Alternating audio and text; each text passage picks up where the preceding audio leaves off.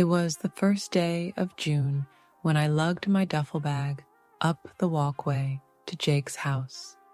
The sweltering afternoon sun gleamed off the windows as I knocked, nerves rising with each second spent outside.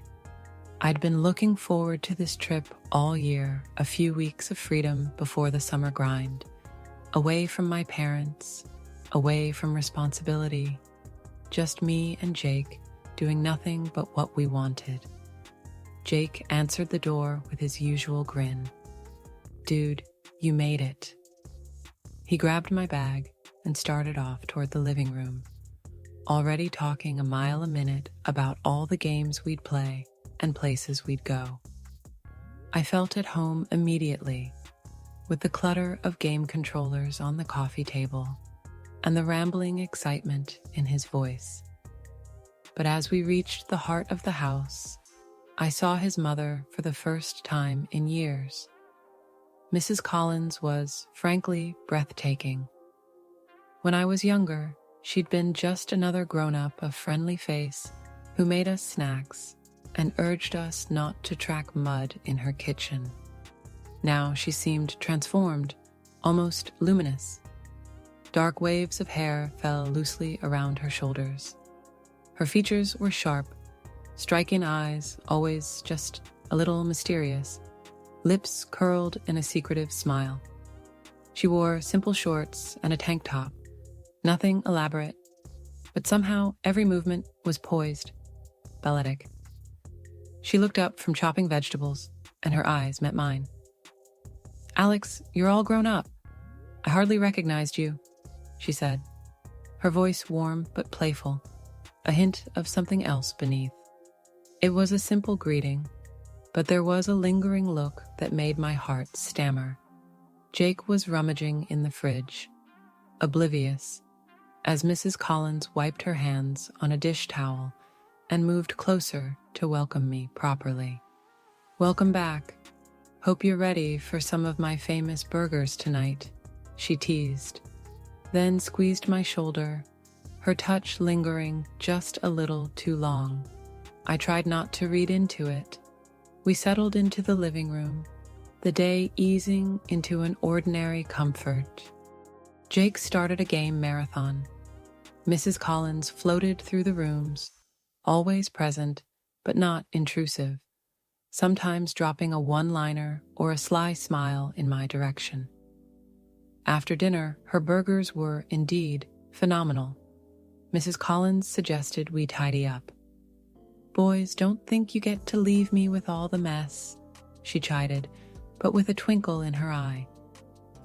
Jake, groaning, disappeared to gather his laundry, and for a moment I was alone in the kitchen with her. Mrs. Collins handed me a stack of plates, and her fingers brushed mine, gentle but deliberate. "Careful. Wouldn't want you to break anything," she said softly, her tone both joking and intimate. I felt a jolt. She was right there, close enough that I could smell the faint scent of coconut in her hair, her body just a breath away. I mumbled something about the plates, trying to seem casual, but my heart was thundering. When Jake returned, the spell was broken, but Mrs. Collins' gaze lingered, almost weighing. That night, Jake and I stayed up late, talking and gaming until sleep overtook us. But even as I lay in the guest room, listening to the quiet hum of the house, I couldn't shake the sense of Mrs. Collins' presence. The way she looked at me, talked to me, there was a tension I'd never expected, a current that ran just beneath the surface. The next morning brought a fresh dose of awkwardness. I stumbled downstairs, only to find Mrs. Collins alone at the kitchen counter, sipping coffee and scrolling through her phone. "Good morning, Alex," she chirped, setting her mug down. "Sleep well?" "Yeah, thanks. Your guest bed is way comfier than mine at home," I joked. She smiled. Her eyes lingered over me a moment longer than social norms required. Jake arrived a minute later, and breakfast became a flurry of scrambled eggs and witty banter. Yet Mrs. Collins seemed to direct every joke, every aside toward me. Her glances loaded, her touches on my arm fleeting but deliberate. Even as I tried to convince myself I was imagining things, the feeling grew. Later that day, by the pool, Jake challenged me to a swim race, but Mrs. Collins sat by the edge with a book, occasionally glancing up. Once, when Jake went inside, she called out, "Alex, you're quite the swimmer. You ever thought about joining a team?" I laughed, a bit embarrassed, not sure I'd be fast enough. "You'd surprise yourself," she said, her voice low, her gaze direct. "You seem the type to surprise people." Something about the way she said it made me flush. As the afternoon wore on, Mrs. Collins seemed to find reasons to be around me. She'd ask my opinion on music for the barbecue, comment on my t-shirt, "That color suits you," or touch my hand when passing condiments at dinner. Each moment felt weighted, playful, but unmistakable. I wondered if Jake noticed, but he didn't seem to pay it any mind. That evening, as Jake went off to call some friends, Mrs. Collins found me on the back deck, watching the stars come out. She joined me, her voice soft. "Pretty night, isn't it?" "Yeah, this place is awesome," I replied, unsure what else to say. She sipped her wine and turned toward me. "You know, it's nice having someone around who actually listens when I talk," she said. "Most kids just grunt." I chuckled nervously. "I guess I'm not most kids." She leaned in, her gaze never leaving me. "No, you're not." There was a long silence. The night sounds, crickets, distant laughter, felt oddly intense. Mrs. Collins smiled, then reached out and ran a careless finger down my arm. "You know, Alex, sometimes people don't realize how attractive they've become until someone points it out." I froze, unsure how to respond. She laughed softly and pushed herself up. "Don't stay out too late. You don't want to get eaten alive by mosquitoes." As she left, her words hung in the night air. The tension was unmistakable and exhilarating. I spent the rest of the evening replaying every conversation, every glance, every touch. Was she flirting with me? Was this all in my head? Maybe Jake's mom was just friendly. Maybe I was misreading everything. But deep down, I knew there was a spark there. Something more than ordinary kindness. The next day, events became even more obvious. Jake and I loaded our bikes for a ride to the lake. As we left, Mrs. Collins called out after me, "Alex, don't let Jake do anything stupid. You're the responsible one, right?" She winked. I grinned, waving as we departed, but the wink stuck with me all morning. At the lake, I tried to bring it up to Jake. "Your mom, she's pretty cool," I said, keeping my voice casual. "Yeah, I guess. Most moms are annoying. Mine just lets me do whatever," Jake replied, unconcerned. I let the topic drop, unwilling to risk anything. When we returned, Mrs. Collins was in the backyard, stretching after a jog. I tried not to stare, but she saw me, tossing her hair back, catching my eye. She smiled knowingly, a silent message I couldn't decipher. In the kitchen, grabbing water, she stepped close to me again. "Make sure you stay hydrated. Don't want you passing out on me," she teased. Her fingers lingered on my wrist, the touch feather-light but meaningful. That night, alone in my room, I realized I was completely obsessed with her and with the idea that she was interested in me. It was dangerous, exhilarating, and deeply confusing. As the days passed, every interaction became more loaded. We'd share knowing glances across the table. She'd make sly comments, tease me, her touches on my shoulder longer, her laughter more pointed. By the end of the first week, I could no longer convince myself it was nothing. Mrs. Collins was flirting with me, and I was flirting back. The next morning, sunlight spilled through the window earlier than I liked. As I stumbled to the kitchen in search of coffee, the already familiar sight of Mrs. Collins greeted me. This time, she wore an oversized shirt, sleeves rolled, hair tied back, but loose strands framing her face. Her style was effortless, but it caught my gaze. "Morning, Alex," she beamed. "Hope you like your eggs, Runny." "Runny's good," I mumbled, rubbing sleep from my eyes. She laughed, a light sound. Jake was nowhere in sight. I took a seat at the counter, watching as she whisked eggs with an almost musical rhythm. She moved with purpose, pausing only to glance at me. Every so often, her eyes lingered. The only sound was the gentle crackle from the pan. "I'm glad you're here this summer," she said suddenly, as she plated up breakfast. "Jake's friends are usually loud and messy, but you bring good energy." She slid my plate across the counter, fingers tracing the edge, almost as if she wanted to touch my hand. "Thanks," I managed, picking up my fork, just doing my best to stay out of trouble. She smiled warmly. "I think you're full of surprises, Alex." Jake wandered in moments later, complaining about when breakfast would be ready. The moment ended, but the air felt different charged. After we ate, Jake convinced me to help him reorganize the garage. We spent the next hour knee-deep in old sports gear, joke trophies, colored bins. Periodically, Mrs. Collins appeared in the doorway, offering cold drinks or making witty remarks at our expense. When she thought Jake wasn't looking, her eyes would find mine. Once, as I bent to lift a heavy storage box, I caught her watching. When I looked up, she gave the briefest of approving smiles, like it was just for me. By late morning, Jake suggested he needed to run to the electronics store for spare controller batteries. "You want to come?" he asked.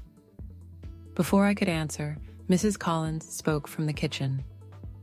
"Actually, Alex, I could use a strong pair of hands at the grocery store. Mind joining me?" I hesitated. Jake shrugged. "Fine, I'll go solo. Try not to get lost with my mom."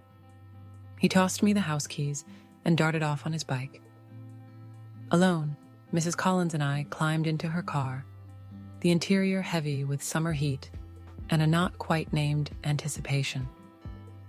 We drove with the windows open, sunlight streaming in. The radio played something low and jazzy. At first, conversation was casual, what Jake wanted for dinner, if I had allergies, typical small talk. But 5 minutes in, as we left the neighborhood, she glanced at me, her eyes thoughtful. "You know, Alex, it's rare to have company that actually notices details. Most people your age are glued to their phones." Shrugging, I replied, "I like people watching, not in a creepy way, just noticing stuff." She grinned, tapping her fingers on the steering wheel. "That's a great trait. Makes you wiser than your years, and maybe a little dangerous." My heart thudded at her word choice. I tried for a playful tone. "Dangerous? Me?" She glanced sideways, lips curving. "Who knows? Maybe I like a little danger." I looked out the window, not trusting myself to look back. At the store, things continued in the same vein. She asked my opinion on everything: chips, salsas, desserts.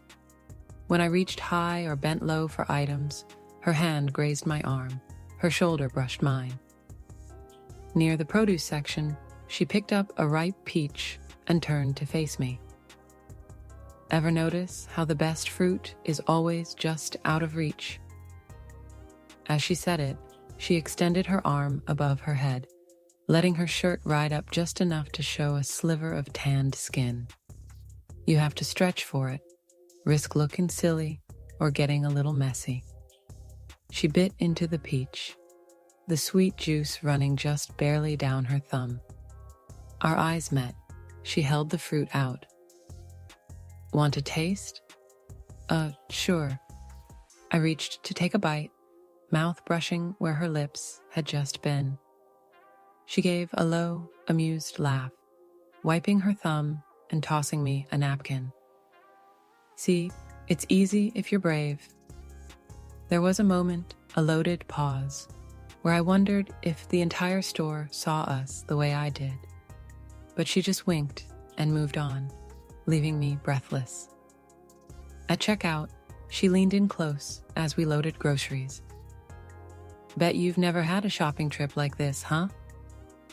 No, definitely not, I admitted, trying not to show how flustered I felt. She carried a loaf of bread under one arm and met my gaze steadily. Sometimes, a change of scenery is all it takes to see things you never noticed before. The drive home was full of little jokes and stories. She told me about teenage antics Jake had never dared to confess. Boys never tell their moms everything, but their friends usually know the dirt. She smiled conspiratorially. Back home, we unpacked together. Jake was still out, so the house was quiet. As we stacked groceries, Mrs. Collins dropped a bag of apples. They tumbled across the floor, and we both knelt at the same time to grab them. Her hand and mine met atop a shining red apple. We both froze. She looked at me, her face inches from mine. Her smile was teasing, but her eyes were serious. Careful, Alex. Sometimes what you're searching for is right under your hand. I swallowed, suddenly aware of every inch of space between us. How her hair brushed my arm. How close her lips were. Before I could move away, she paused. You're a thoughtful young man, she whispered, her voice low, meant only for me. Don't let anyone ever make you feel like you have to hide that. Then, just as quickly, she got up, laughing off the moment as if it were nothing. Jake returned soon after, and for a while things snapped back to normal. We played games, bickered over trivialities. Mrs. Collins cooked dinner, sometimes humming softly as she moved about. But there was a moment when I helped set the table. Our hands brushed again. Her fingertips grazed my palm, slow and deliberate. She looked right at me, her gaze smoldering with unspoken questions. After dinner, Jake went to his room to video chat with another friend.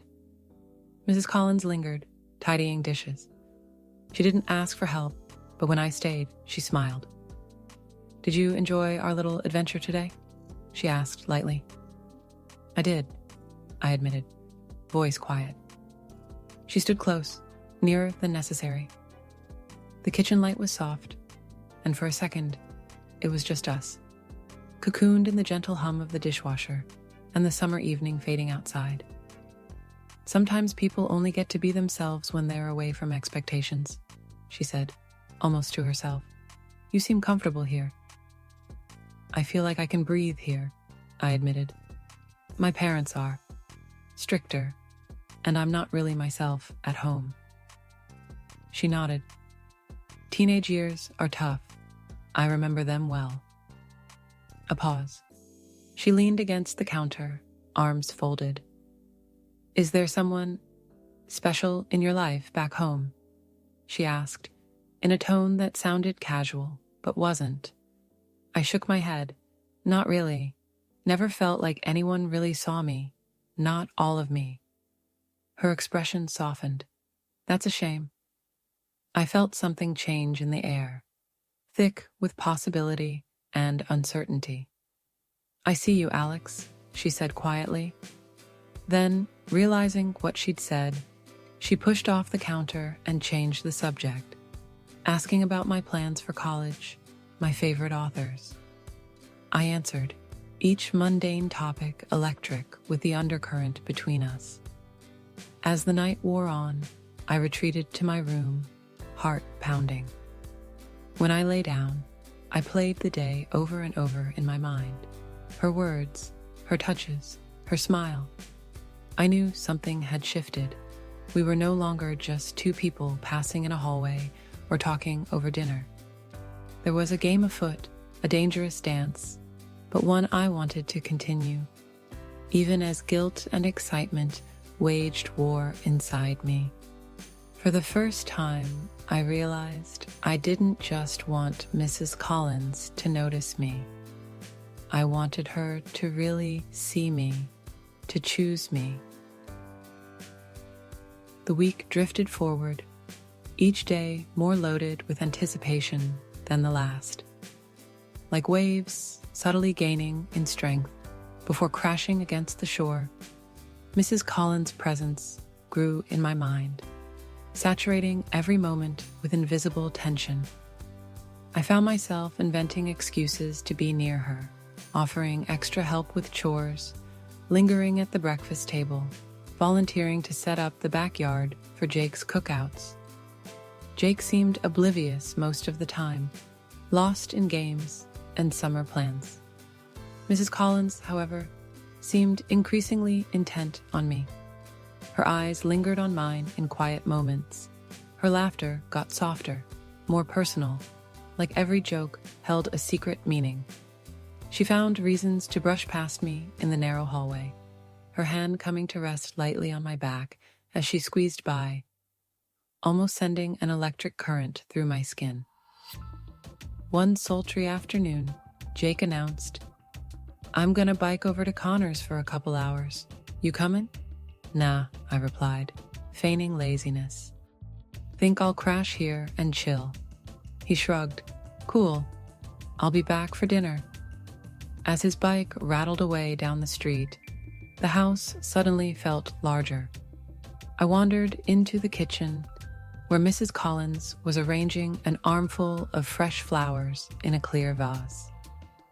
Sunlight streamed in, painting patterns across the countertops and catching the copper strands woven through her hair.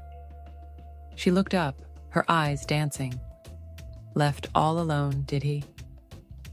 I nodded, heart pounding in anticipation. She gestured to the scattered petals and stems around the vase. "I can never settle on the right arrangement. Do you have an artistic eye, Alex?" I smiled shyly. "Not sure, but I can help." We worked in comfortable silence, hands touching occasionally as we adjusted the flowers. The space between us shrank. Each time her fingers grazed mine, each time her laughter brushed my ear, my pulse raced. When the arrangement was finished, she stepped back to admire our work, then turned to me, catching me in a beam of afternoon light. "You have a gentle touch," she said, her voice low, almost intimate. I flushed. "Thanks. I like taking my time with things." She held my gaze, then smiled. Nothing wrong with savoring the moment. The words hung there. Her intent was clear. I felt myself bolden, just a bit. "Sometimes you have to, otherwise you miss what's in front of you," I replied. For a long second, she didn't look away. The air was thick. My breath shortened. Then, almost casually, she motioned toward the living room. "Help me get these magazines onto the shelf?" We kneeled together, sorting and stacking. In the close, quiet space, every movement felt deliberate, choreographed in a language only we spoke. At one point, I reached for a heavy book at the same time she did, our hands touching. She didn't pull away. Her fingers closed around mine, warm and confident. She didn't break eye contact. "You're a brave young man, Alex." My mind whirred, torn between exhilaration and panic. I managed a playful grin. Brave how? She leaned ever so slightly closer, her lips near my ear. You let yourself be seen. Most don't. A window rattled somewhere, jolting me. She released my hand, but her smile remained. We finished stacking the magazines. Mrs. Collins stood and stretched, arms above her head, arching her back. I looked away, but the image stayed seared in my mind. Want some tea? She asked. Sure, I replied, following her to the kitchen. She busied herself with the kettle. I watched from the entry, still buzzing from our moment. She adjusted her hair, glanced over. You know, Alex, I wasn't always this confident. Most adults are full of doubts, just like kids. People just get better at hiding it, she said, voice gentle. I nodded, sensing she was revealing something important. She poured the tea and handed me a mug, her fingers brushing mine again. This time, I didn't shy away. I don't mind being seen, I said, almost impulsively. She locked eyes with me, searching. That's rare. Jake's friends. Most are just here for the games. I smiled. Guess I'm not most people. She smiled again, a slow, unfolding thing. I see that. We stood quietly, each sipping tea, lost in a suspended moment. After a beat, she spoke. I find myself looking forward to our conversations. I hope you don't mind. I don't mind. I like talking with you. She turned, resting her mug on the counter. Do you ever wonder what adults want from life, Alex? All the time, I said, surprising myself with honesty. It's like you get to pick again once you've lived long enough, right? She laughed musical. Smart, maybe so. Then, more subdued, she murmured, do you think it's wrong, wanting attention, needing connection? I shook my head slowly. I think everybody needs to be seen. That's human. Her eyes softened. Exactly, she whispered. A long pause. Before either of us could speak again, Jake's voice called from the front hall. We separated swiftly, as if a spell had broken. Dinner passed in a whirl of conversation and laughter. Yet, between the light-hearted teasing, Mrs. Collins' glances found me. At one point, Jake recounted a wild story from their last family trip. When everyone laughed, Mrs. Collins reached out under the table, her hand finding my knee, squeezing lightly so fleeting Jake couldn't see, yet so deliberate I couldn't ignore. After dinner, Jake dragged me outside to help set up the fire pit. Mrs. Collins appeared with marshmallows and chocolate, her eyes playful. We roasted s'mores under the rosy evening sky. Jake wandered inside for more drinks, leaving us alone as dusk deepened. Mrs. Collins held a toasted marshmallow out to me with a teasing smile. Here, try mine. Bet you can't resist. I took a bite, our fingers touching, her smile wicked in the flickering firelight. See, she said, some things are even sweeter when shared. I held her gaze, heart skipping. Some things are worth savoring. She nodded, eyes dark and unreadable. And sometimes, you don't even know how much you want something until you taste it. I swallowed, pulse hammering. Jake returned a moment later, breaking the spell. But before he did, Mrs. Collins' fingers lingered on mine, a silent promise. That night, as I lay in bed, I realized the line between us had blurred. What had started as innocent teasing had become something charged, risky, impossible to ignore. I saw her everywhere, in the curve of the lamplight, in every gentle touch, in every look that lingered too long. The tension carved out space in my chest. a longing I wasn't sure how to answer. And I knew nothing would be the same in the morning. The days passed in a hazy acceleration, as if the house itself conspired to press us together, to see how long we could keep up this unspoken dance. The soft hum of summer evenings, the sizzle of the grill, laughter from Jake and his friends underneath. A current that belonged only to me and Mrs. Collins. One evening, thunderclouds gathered, darkening the sky to deep purple. Jake announced he was going to a friend's for a sleepover, an impromptu thing, a half-packed bag, and a promise to text if he needed a ride home. I offered to tag along. Mrs. Collins smiled, but told me to relax, that she'd appreciate the company at home. After Jake left and his friend's car vanished around the corner, I realized the house was suddenly very silent. Rain threatened at the windows, and I paced restlessly, hyper-aware of every clock tick. Mrs. Collins found me in the den. She wore a soft robe over her usual clothes, hair tied messily up, face flushed not with makeup, but with the glow of real life. She cradled a mug of tea. "Looks like it'll storm all night. Cozy, isn't it?" I nodded, unsure where to rest my hands. "It's kind of peaceful." She sank into the armchair across from me. "I don't often get such rarefied company for a quiet evening. You up for a movie?" I grinned. "Sure, as long as it's not a horror flick." She laughed, the sound soft and familiar. "How about something funny? You bring the popcorn, I'll pick the movie." She moved to the living room, picking up remote controls and fussing with streaming options. I hurried to the kitchen, hands shaking a little as I poured kernels into the old glass popper. The pop, pop, pop of corn filled the silence, mingling with the approaching rain against the roof. When I returned, bowl in hand, Mrs. Collins had dimmed the lights and queued up an old comedy. I slid onto the end of the sofa, leaving deliberate space. But she patted the cushion right beside her. "No need to be shy, Alex.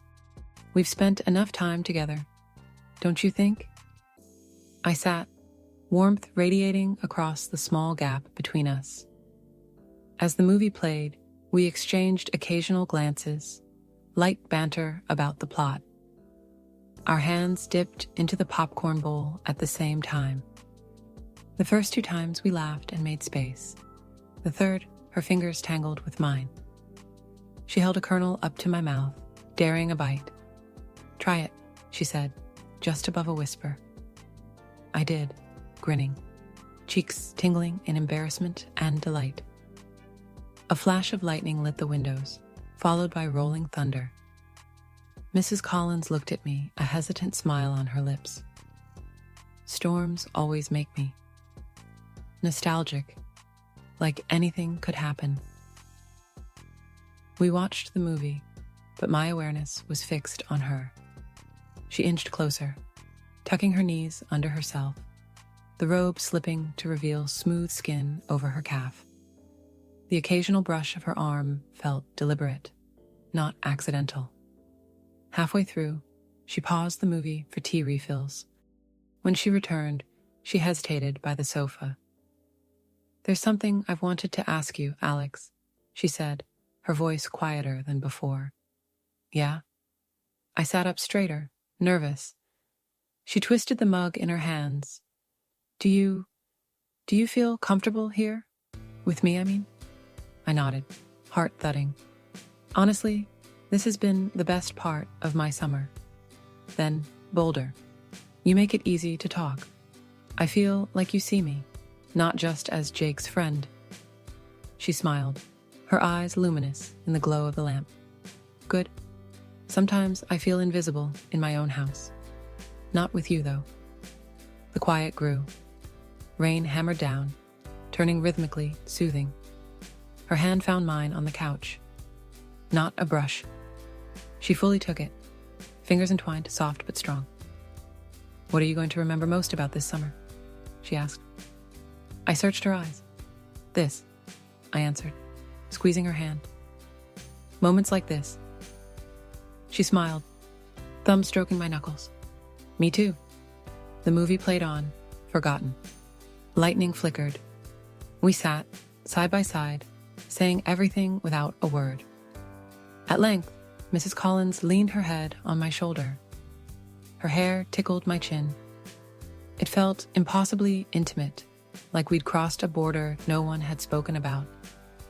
My arm snaked around her, tentative, then secure. She let out a long breath, tension melting. "You know," she murmured, "sometimes you meet someone, and they wake something up inside you. You make me feel young again, Alex, like I'm allowed to have possibilities." I swallowed hard, overwhelmed but grateful. "You make me feel seen," I admitted, voice barely more than a whisper. She tilted her head so our faces nearly touched. In the low light, I could see the freckles on her nose, the way her smile lifted one corner of her mouth more than the other. For a moment, nothing else existed. Not Jake, not my parents, not the world beyond these 4 rain-beaten walls. "You should get some sleep soon," she finally whispered, but there was no hurry in her voice. "Tomorrow is another long summer day." She squeezed my hand and rose. At the doorway, she paused. "Good night, Alex. Sleep well." "Good night," I replied, watching her go, feeling an ache at the absence of her warmth. Lying in bed, I replayed every heartbeat of the evening. I knew nothing explicit had happened, and yet it felt like everything had. The intimacy of our touch, the secrets in our eyes, the storm beating outside, this would stay with me longer than any wild party or epic game Jake and I had ever shared. Morning came bright and fresh, as if the storm had washed away the uncertainty of the night. I woke early, eager and anxious, unsure what the day would bring. In the kitchen, Mrs. Collins greeted me in her usual way, but her eyes softened when they met mine. We moved around each other with practiced ease, like an unspoken truce had formed. We could keep the memory, even as the world reset with sunlight. Jake arrived home before lunch, full of stories and noisy energy. I locked away my secret, moving through the day with a quiet smile. Before I left suitcase packed, goodbyes almost finished, Mrs. Collins found me by the door. She smiled, brushing invisible lint from my shoulder, then gave me a simple, lingering hug. "Thank you for making my summer special," she whispered, so only I could hear. I squeezed her hand. "Thank you for seeing me," I replied. Her smile said everything. Words couldn't. Then, like all summers, ours ended. Me waving from the back seat of Dad's car, her waving from the porch. As we pulled away, I looked back once more and saw not just Jake's mom, but a person who had chosen, for a brief moment, to truly connect with me, with herself, with the present. That summer, I learned that sometimes the most powerful moments are those that exist just on the edge of what is allowed, in the space where honesty, trust, and vulnerability cross over from fantasy to memory. I would always remember Mrs. Collins not just for the flirtation or the thrilling possibility, but for the way she helped me understand who I was and what I wanted, and for seeing me as someone worth knowing in a summer I would never forget.